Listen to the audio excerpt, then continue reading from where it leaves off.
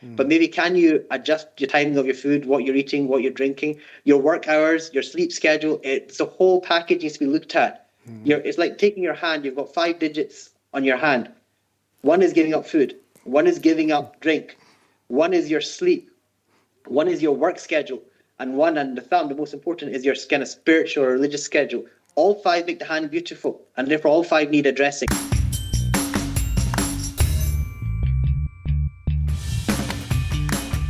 Assalamu alaikum and welcome back. Our next guest is Dr. Nazim Ghouri, a consultant physician specializing in diabetes, endocrinology and general medicine at Queen Elizabeth University Hospital.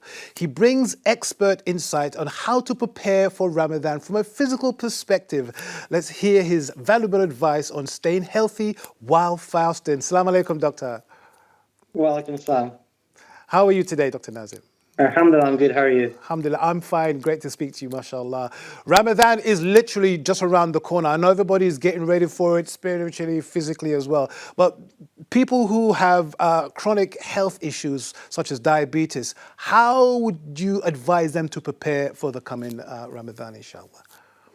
Well, I think it's a very important question. And Ramadan is what? About 8 weeks away, almost to the day, give or take. So, you think you've got 2 months, but the reality is those 2 months will pass very quickly.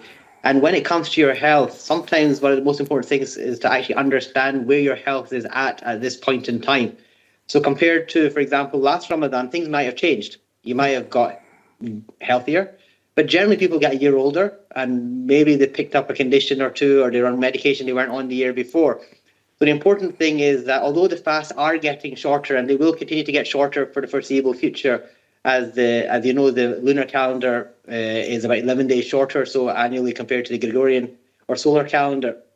So as every year comes, the fasts are getting shorter, but nonetheless, the cumulative effect of fasting 29 or 30 consecutive days will take its toll on those people who are not as fit, as healthy as they'd like to be or they once were. So the important thing is that as Ramadan draws near, is that if you have got chronic conditions or you're unsure, is to seek advice from your healthcare professional or practitioner, whether that's your GP, the practice nurse, the pharmacist, or even for some individuals who see hospital doctors for different conditions, seeking their advice on whether fasting is something that would be considered safe and appropriate with their current level of health is something that they should be thinking about. Most certainly, because a friend of mine, he has diabetes and he's been a Muslim 30 odd years and he's never fasted. He's always paid the fidya instead. But those who have been able to fast while on medication, what would you advise for them to do in terms of how they kind of mediate or to ration their medication? How would they help? How would you be able to give them advice on that particular point? So the important thing is, what did you do last Ramadan if you fasted? And how did last Ramadan go when it came to, for example, like when you fasted? Did you manage okay? Did you have to adapt? Did you have to change? Did you make changes before Ramadan? Did you need to take a gap in between? Did you not finish it? All these things come into play. Generally, when it comes to medication, it depends on how often you're on the medication. So, for example, if you're on medication twice or 3 times a day, it may not be conducive to being on that medication whilst fasting if the duration of the fast, for example, is 14 hours. However, if you're taking medication twice a day or once a day, it might be okay. You might have to speak to your doctor or healthcare professional to work out when the best time to take that medication is. For some diabetes medications, taking the medication at the start of the fast is safer and more appropriate. For other medication, when you open the fast, it's more appropriate. But again, see your healthcare professional, or remember or recall what you did last year, where your fasting is going to exceed 14 hours or whatever, and you're taking medication 3 times a day. You may need to have a medication change. And again, that takes time. So seeing your doctor in advance, a good few weeks in advance, allows them to prepare. It's a very busy time of year with winter and people falling sick. We're aware of all the ailments that are going around in the community and in the hospitals. So make that appointment sooner rather than later. And if necessary, allow for a further appointment closer to the time. As Shaban approaches and we enter in particularly the months of February, it's an opportunity perhaps to do some nafil or trial fasting to see how you get on with it. And the time will be similar. Allows you to break the fast more readily because it's a voluntary fast compared to when it's a fard fast. Although breaking a fast, the criteria is the same, people feel more comfortable breaking a voluntary fast. So as Shaban approaches, try a few fasts, maybe fast a day, see how you get on. Try fasting a couple of consecutive days, see how you get on with consecutive fasting. So make use of that opportunity as well. Because you're allowed to do those 6 within the month. You don't have to do them one after the other. Isn't that correct? So So that's you Shawwal, that's a month after. This is Shaban, the month before, and we know oh that before from yes, what yeah. and we know that Aisha anha used to say she would like fast in that month to make up her missed fast from the year before when it Oh, came. And we also know that Rasulullah fasted a lot in Shaban as well. The month he fasted most other than Ramadan. Shawwal are those 6 fasts afterwards, so which wow, obviously yeah. people do afterwards. But the Shaban fasts are an opportunity to get yourself in preparation for things. Also, it's not just about the fasting, it's about everything that comes with it, preparing your sleep as well, especially with Taraweeh. People wake up for suhoor, the tahajjud prayer, qiyam al-layl, all these things come into play. Are you going to take time off work? Start planning now because it makes it easier to come into a mindset, both physically and mentally. Well, as well, get your body into a physical preparation, but also get you mentally ready by starting now. Many people might want to give up things like smoking as well. So again, if you want to go cold turkey, it might be quite difficult in Ramadan itself. So prepare yourself. Do you need some help in terms of nicotine replacement or whatever it is? You could try the patches or the gum or something, some alternative to ease yourself. I mean, that goes for everybody, isn't it? Try to ease yourself into the Ramadan time as well, because it can be difficult for a lot of people, regardless of their particular health situation. Regarding food and hydration for Zuhur and for Iftar, what advice would you give for the brothers and sisters? So, as I said, the fast perhaps aren't as long as they have been perhaps 6, 8, 10 years ago, but nonetheless, you are going up to 14 hours or so without any food and drink. So it's to be sensible about things in terms of drinking adequately before you keep the fast, and also when you open the fast to drink a reasonable amount. Obviously, you have a bit more time after iftar before the next suhoor to drink. You don't need to drink everything in one go when you open your fast. Likewise, you don't need to necessarily drink everything when you keep the fast, because many people will still be perhaps returning back to sleep for a couple of hours or so after after the suhoor, and you often see these reels and videos on TikTok and on Instagram where people are running to the bathroom, or in their dream the urge to go to the bathroom is chasing them after suhoor because they've drank so much. So just be sensible with how much you drink. As a general rule of thumb, you're probably looking to drink 1.5 to 2 liters over the course of a 24-hour period. So that can be spread out before the fast and after the fast. You don't need to get all 2 liters in or whatever before the fast. And that's on the assumption that your hydration status is adequate and you don't have any conditions which require you to drink more or to drink less, for example. When it comes to eating, again, you don't need to eat all at one time. You can split the meals and have a little bit at each time. Some people prefer to have a larger meal, either opening the fast or keeping the fast. It'll depend on your schedule when it comes to your physical demands, your work, etc. But again, the point is it's not supposed to be 30 days of fasting and 30 nights of feasting. It's about generally being disciplined about it all. Being sensible. I mean, I find that once I've broken my fast, I can't eat a lot anyway. I'll have a few dates and have something small and I'm done. You know, I know a lot of people like it, but other people, as you said, they kind of go to the extreme where they just go crazy and just eat a lot as well. And we know that's not meant to be the spirit of what Ramadan is supposed to be about. What about symptoms? Because people know their bodies, but are there any particular general symptoms or signs that we should be looking out for, that something might be going wrong or we need some extra attention? Your ability to concentrate, fatigue or feeling more tired than you should are good indicators of the cumulative effect of fasting. And it's not about, Allah subhanahu wa ta'ala decrees that we fast in order that we may attain taqwa or God consciousness. And we need to understand the essence is not to feel hungry or thirsty, but it's to have that God consciousness. What that means is you're putting God at the forefront of your mind, not at the back of your mind. And that means you're trying to do what is pleasing to Him. So what that means is if He's given you a condition, a physical state, an ailment or a frailty or because of or old age that results in you not fasting, your pleasing of Him is not fasting because He doesn't want you to harm yourself.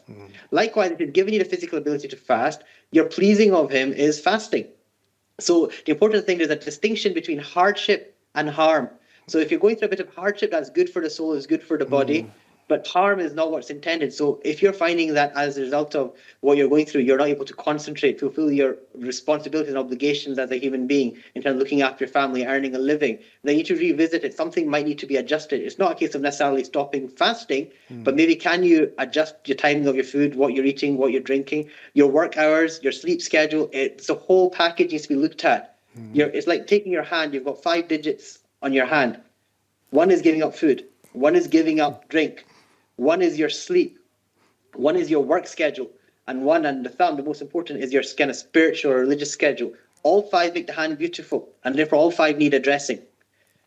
So it's about giving each of these things its due and thinking about these things. And that does not mean doing that on the 29th or 30th of Shaban or when the moon has been sighted for Ramadan. I mean, for those of us who live in fairly affluent countries, we have so much food at our disposal, so many different types of food. And when Ramadan comes around, it's not surprising that people tend to think about food. They put it above, as you were saying, above the spirituality and above what Allah expects from us. So I can understand why people kind of go a bit crazy on that respect. How can they, what advice would you give? How can they balance the desire for food and the regularity of food with the spiritual aspects of Ramadan? How do we get that balance, inshallah? So the important thing to understand is that when you feel hungry, it's not because you necessarily need food. There might be occasions when the desire to eat is because their blood sugars are dropping. Somebody who's got diabetes and their sugar has got too low, especially if they're on insulin. Rather, it's because their stomach is emptying and your stomach is a bag and it's sending signals back to the brain to say, fill me. So it's a mechanism to ask the individual to think about refueling. However, the need to refuel will be dependent on the size of the bag and whether it's too big in the first place. As you see in patients who have obesity, for example, their stomach tends to be 3 times the size of somebody who doesn't have obesity. Or is it because there's a physical need or demand for the food? Or is it because it's a habit that you're used to eating at that time? Yes. And that's where we have to, and that's where the fasting really comes in. The spiritual aspect is that time at lunchtime when you are going to eat, you refrain from eating. That little pang of hunger that you get is a reminder to you of your sincerity and your sacrifice to Allah subhanahu wa ta'ala because it draws you near to Him. And it's to understand that hunger, we know that not just in Islam but in other faiths as well, they know that hunger sharpens the spiritual sense. So the concept of hunger has always been seen as a good thing. Starvation is different from hunger, and we're not asking anyone to be starving, but to just feel that hunger, to feel that to have that moment of gratitude toward Allah Subhanahu wa Taala, that moment of appreciation for the thing you took for granted in those remaining 324 odd days in the lunar calendar. So it's about that. It's to also understand that your body needs ordinarily for an adult, somewhere between 1,500 and 2,500 calories a day. Depending on your physical demand, your size, your biological sex, for example. So you don't need to take that all in one go. And sometimes looking at the amount of calories in the food that you eat, whether you look it up the back of the packet, these help to give an indication as to actually how many calories you're consuming already.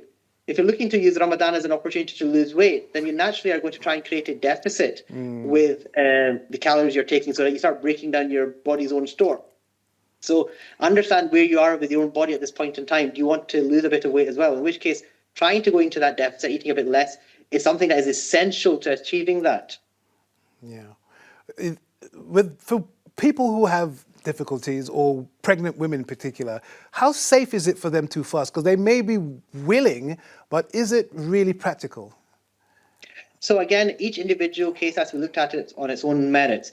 So generally, when it comes to, for example, old age, frailty, these are things that are not necessarily seen as health issues, but are physical issues that often people have to think twice about fasting, particularly as they get older and as each year progresses. And it might not be the individual notices it about themselves, but their family members might. When it comes to pregnancy and breastfeeding, there's a difference of opinion. The general assumption is that one would fast unless there's a concern of risk of harm to mother and or baby. Now, some people say you never actually know what that risk is, therefore you should go on the side of caution. But many traditional scholars will say that, well, at the time of the Prophet ﷺ, mothers fasted and breastfed anyway. So again, you have to understand the demands of your body on you and speak to people who either understand the situation better, whether it's other mothers who've been through what you've been through or healthcare professionals, or indeed if you've been through a previous pregnancy. You'll be surprised how many can actually manage to fast. And for some individuals, fasting has helped them in their overall health. But by and large, It's a judgment call based on each individual. And where there's doubt or people are unsure, generally they will go on the side of caution. That's certainly how many healthcare professionals and many of the scholars may lean towards. But again, the decision ultimately rests with the individual who's undertaking the fasting. When it comes to traveling, for example, again, the dispensation or exemption is very clearly stated. And with all these conditions, if you are not going to fast during the month of Ramadan, you make it up out with Ramadan when you're able to do so. The fidya only really exists when a perpetual or persistent state of affairs is there, that you can't fast at all. Many people go down the fidya route very quickly and very easily. It's not necessarily as easy as people think to go down a route. It exists, but you should always speak to somebody who you trust from a religious perspective and understands your health before kind of applying that position on yourself. When I first started fasting some 30 years ago, it's kind of the opposite of what you were saying. You were talking about some of the negative signs, maybe that you lose concentration. I found that my concentration increased, and I was able to focus a lot more because I didn't have these triggers that it's lunchtime, so I have to go and eat now. I kind of ignored that, and you went through it, and I found that kind of helped me. And again, what you said really resonated with me regarding having that difficulty and fighting through it and feeling so much better, and you feel that you've actually accomplished something, and that's a great feeling. But I want to, before we finish, I want you to go through those 5 points you mentioned again. For me, it's always easier, and I think maybe for our viewers as well, if you break things down, that 5 points you gave us, can you repeat those for us, please? Gosh, that was off the cuff there. So you're I would never tell. Food, drink, sleep, work, spiritual. Food, drink, and within work comes your role in your family. So, for example, if you're not working but you're a housewife or your house husband or your carer, that's your work. MashaAllah. Dr. Nazim, thank you so much for giving us that insight into how we can improve our Ramadan this year, inshallah. Thank you so much. Thank you. Assalamu alaikum. Walaikum salam. Wow, good. Yeah, Ramadan is about 4 weeks away, about 2 months away. Before you know it, we're going to be in the depths of it. It's all going to go down. But before that, maybe we can sort of get our body acclimatized to it, inshallah. Right, we're going to go for another quick break. We shall return.